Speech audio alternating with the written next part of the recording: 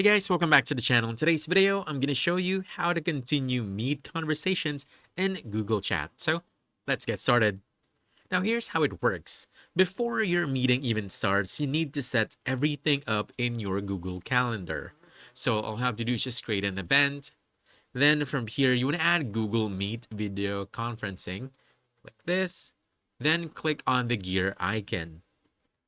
Now, once you do this, you'll see and get access to the video call options. And from here, you want to look for the chat moderation right over here and turn on continuous meeting chat. By the way, you have to keep this in mind. You need a Google Workspace account for this to work.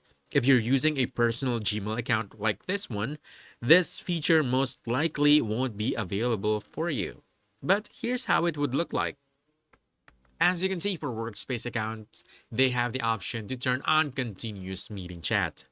And another thing to remember is that only the meeting organizer or host can turn this on, and you can't change it once the meeting has already started.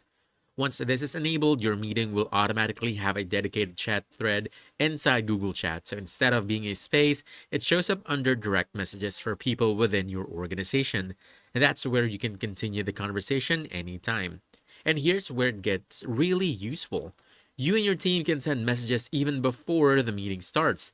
Continue chatting during the call and keep the discussion going after it ends, all in one place. And basically, that's it.